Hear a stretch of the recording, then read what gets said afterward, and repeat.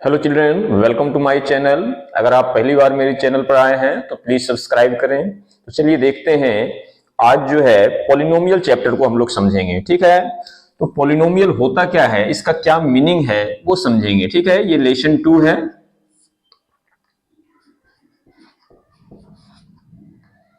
Polynomial, ठीक है, ये दो शब्दों से बना है, पोली और नोमियल।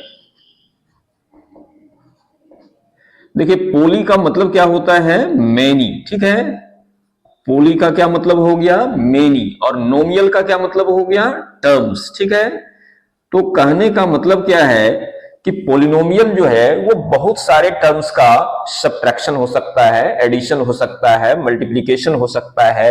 जैसे फॉर एग्जांपल समझिए कि इसमें कैसे होता है, जैसे मान लिया 4x है, ये एक टर्म हो गया, या 3x² लिख दिए, ये एक टर्म हो गया, या फिर हम लिख दिए 4x² प्लस 5x प्लस 6।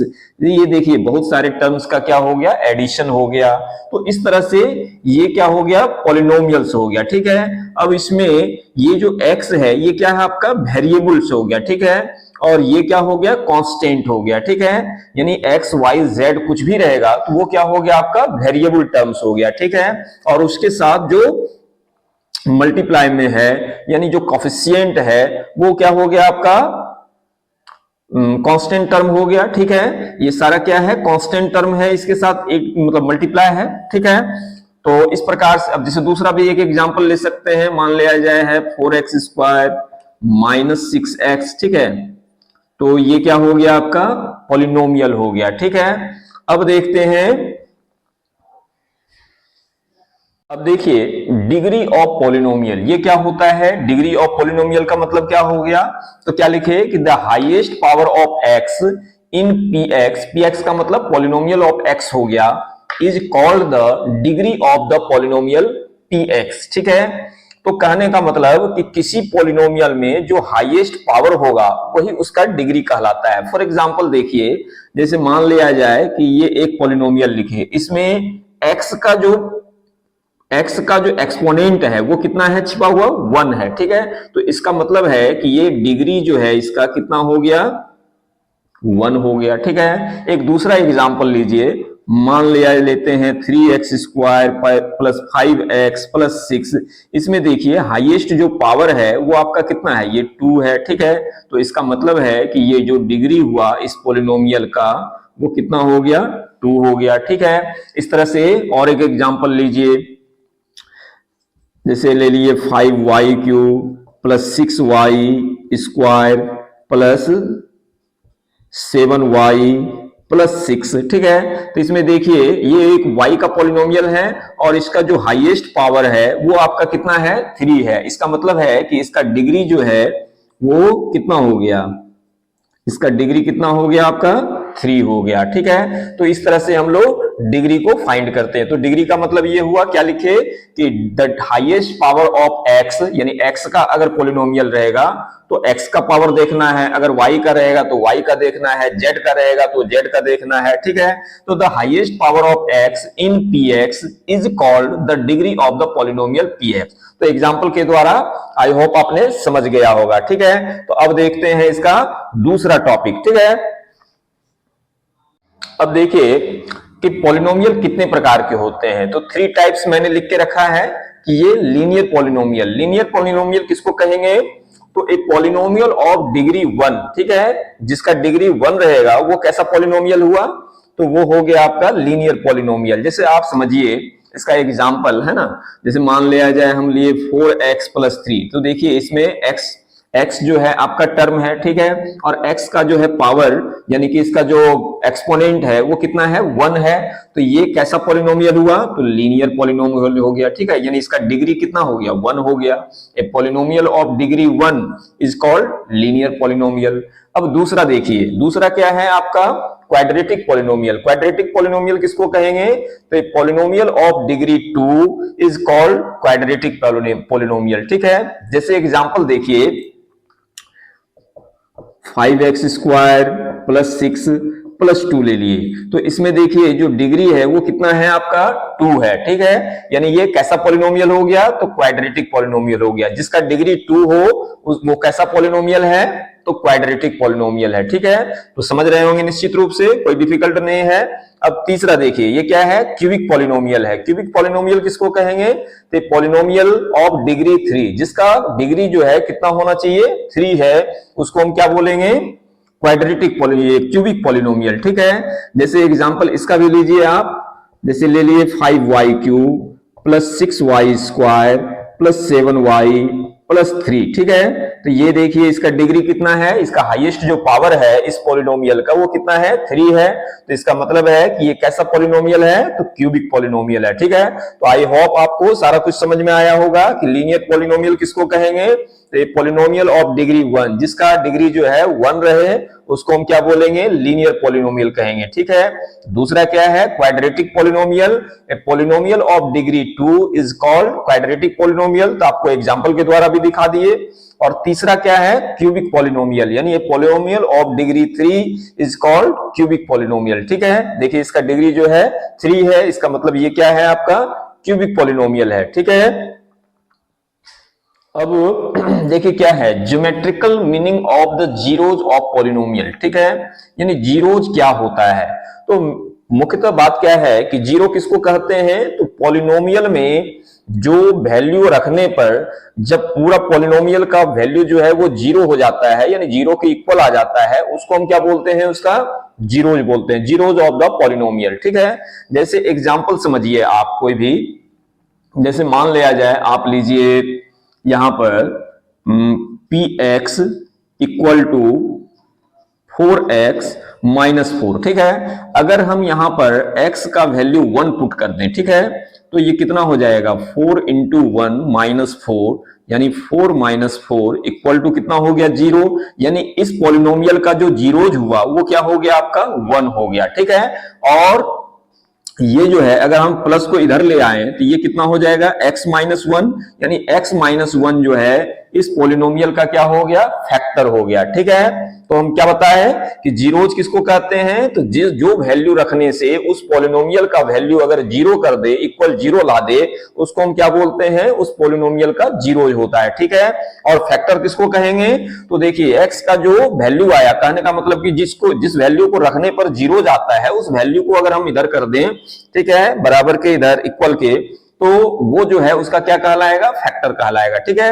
जैसे एक दूसरा लीजिए, मान लिया जाए कि x इक्वल टू अगर -5 है, तो ये माइनस को इधर ले आए तो ये क्या हो जाएगा, x प्लस 5 इक्वल टू 0, यानी x प्लस 5 जो है वो गिवन पॉलिनोमियल, जो भी आपका पॉलिनोमियल है उस पॉलिनोमियल का क्या हो गया, वो फैक्टर हो गया, ठीक है। और x इक्वल टू -5 क्या हो गया, उसका जीरोज हो गया, ठीक है। अब चलिए हम लोग क्या समझते हैं कि ज्योमेट्रिकल मीनिंग का मतलब क्या होता है, ठीक है।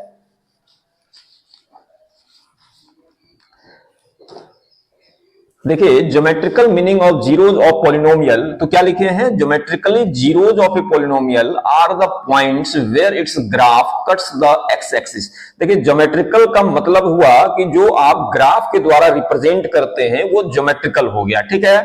तो ये क्या बताया आपको कि ग्राफ में जो पॉइंट है एक्स एक्सिस पर जो कट कर रहा है, ठीक है, एक्स एक्सिस पर जो कट कर रहा है वो उसका क्या कहलाएगा, जीरोज कहलाएगा, ठीक है। यहां पर मैंने 3 ग्राफ को बना के रखा है, ठीक है। ये देखिए पहला जो है आपका लीनियर है, दूसरा जो है क्वाड्रेटिक है, और तीसरा जो है वो क्या है, क्यूबिक है, ठीक है। लीनियर में समझिए कि ये आपका एक्स एक्सिस है, एक्स एक्सिस पर ये जो है कितने जगह पर काट रहा है, किस पॉइंट पर, तो ए पॉइंट पर काट रहा है, यानी इसका जीरोज जो है वो क्या हो गया आपका, कितना जीरो हो गया, इसका 1 हो गया, ठीक है। इसका कितना, अगर ये पूछता है कि how many zeros of given graph, ठीक है, तो कितना जीरोज हो गया, इसका 1 हो गया, ठीक है, चूंकि वो एक्स एक्सिस पर जो है एक बार कट कर रहा है, ठीक है। अब इस ग्राफ में देखिए, ठीक है, इस ग्राफ का अगर पूछे कि आपका इसका जीरोज कितना है, ठीक है, तो इसमें देखिए एक्स एक्सिस पर ये कितना बार कट कर रहा है, कितना टाइम्स कर रहा है, तो यहां देखिए एक बार ये यहां पर कट किया और एक बार दूसरा ये यहां पर कट किया, यानी इसका जो जीरोज हो गया वो कितना हो गया आपका 2 हो गया। ठीक है, अब तीसरा समझिए कि इस ग्राफ में एक्स एक्सिस पर ये जो पॉइंट है वो कितना बार कट कर रहा है। तो देखिए एक बार ये यहां पर कट किया, दूसरा ये यहां पर कट किया, और तीसरा जो है यहां पर कट गया। ठीक है, तो इसका जो जीरो हो गया वो कितना जीरोज हो गया, 3 जीरोज हो गया। ठीक है, तो समझ रहे होंगे। ठीक है, अब देखते हैं अगला टॉपिक।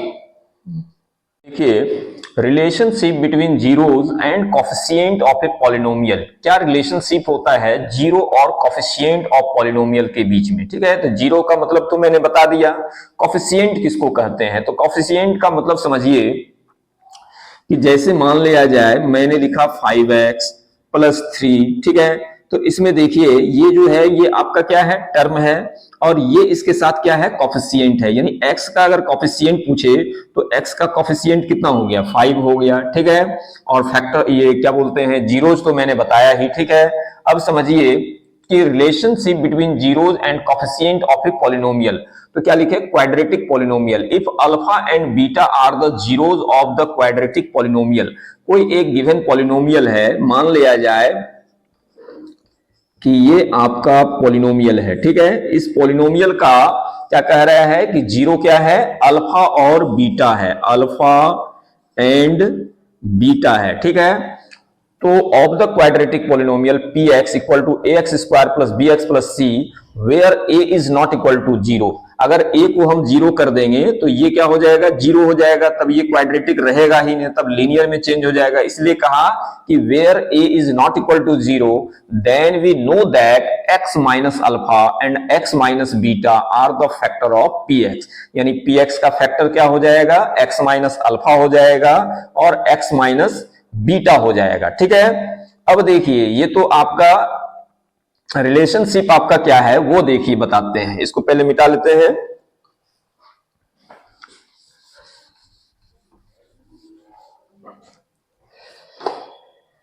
देखिए अल्फा और बीटा क्या है, इसका जीरोज है, तो alpha plus beta equal to क्या होता है, माइनस बी बाय ए। कहने का मतलब इसको आप ऐसे भी लिख सकते हैं कि सम ऑफ जीरोज। ठीक है, सम ऑफ जीरोज इक्वल टू क्या होता है, माइनस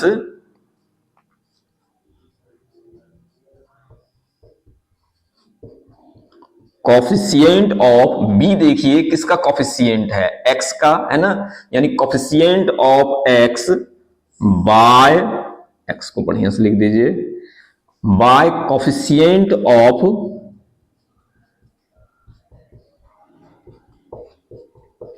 एक्स स्क्वायर। ये ठीक है, क्या लिखे कि सम ऑफ जीरो जो है वो क्या होता है, minus coefficient of x by यानी upon coefficient of x square. तो ये एक रिलेशन है। ठीक है, इसको ध्यान रखना है। और दूसरा क्या है, अल्फा इंटू बीटा। पहले देख लेते हैं, स्क्रीन से नीचे नहीं जाना चाहिए। ठीक है, आ जाएगा। दूसरा क्या है आपका, alpha into beta, alpha into beta equal to क्या होता है, सी बाय ए। कहने का मतलब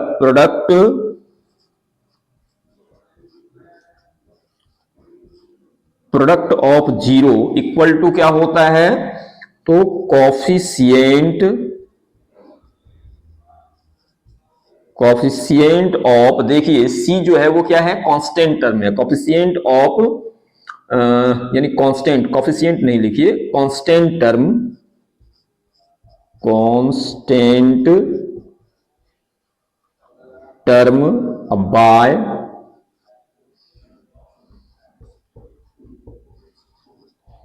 coefficient of x square, sorry. ये ठीक है, तो ये आपका रिलेशनशिप। अब इसको समझेंगे क्वेश्चन से तो ज्यादा बेहतर ढंग से हमें समझ में आएगा।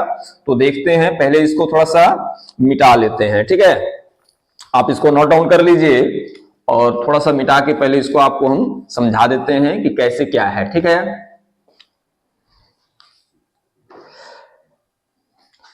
जैसे आप एक एग्जांपल लीजिए, x square plus 7x plus 10 equal to 0 ले लिए। ठीक है, इसको स्प्लिट फॉर्म में भी हम तोड़ सकते हैं। ठीक है, तो कैसे क्या होगा वो समझिए।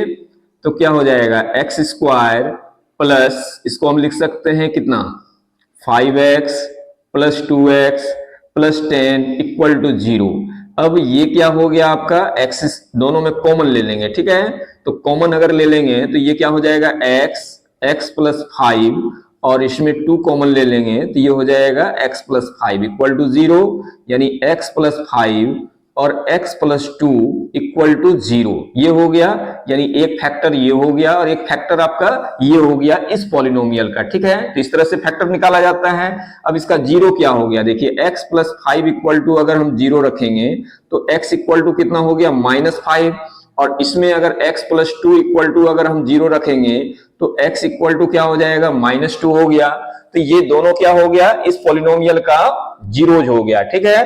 तो अब देखिए कि यहां पर अल्फा जो है वो कितना हो गया -5 हो गया। यहां पर बता लेते हैं अल्फा बराबर कितना हो गया -5 और बीटा कितना हो गया आपका -2 हो गया। इस तरह से मान के चलेंगे। अब देखिए इस चीज को समझिए, है ना, इसको थोड़ा सा मिटा देते हैं, आप उतार लीजिए पहले और इसको मिटा देते हैं तो समझने में सहूलियत होगी आपको।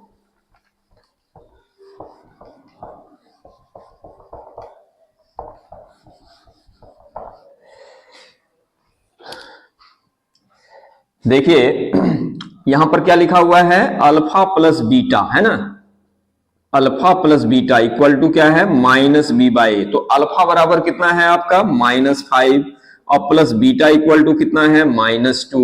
ये -b है ना, -b/a, इसको आप रहने दीजिए, या फिर देखिए -b जो है आपका वैल्यू कितना दिया हुआ है, x का जो कोफिशिएंट है वो b कहलाएगा, तो कितना हो गया आपका 7 हो गया, और a का मतलब हो गया कितना आपका x स्क्वायर का जो कोफिशिएंट है वो a कहलाएगा, तो कितना हो गया 1। अब ये देखिए आपका -5 और -2 इक्वल टू -7/1, यानी ये -7 इक्वल टू -7, ठीक आ गया, ये आपको सेटिस्फाइड कर दिया। अब दूसरा चीज को समझिए, अल्फा इंटू बीटा। देखिए अल्फा इंटू बीटा बराबर क्या है c/a। अल्फा का वैल्यू आपको कितना दिया हुआ है -5 और बीटा का वैल्यू आपके पास कितना है तो -2 है, और c जो है, c का मतलब कांस्टेंट टर्म है, वो कितना आपका 10 है, और a जो है वो आपका x स्क्वायर का कोफिशिएंट है, तो कितना है 1 है। तो -5 इंटू -2 कीजिएगा तो कितना हो जाएगा आपका 10 हो जाएगा, और इधर कितना है 10 है। देखिए दोनों वैल्यू जो है आपको फुलफिल किया, सेटिस्फाइड किया, ठीक है। तो निश्चित रूप से आप समझ गए होंगे। अब मिलते हैं दूसरा इंट्रोडक्शन पार्ट में, ठीक है। ये फर्स्ट पार्ट था इंट्रोडक्शन का, अब दूसरे पार्ट में मिलते हैं, ठीक है।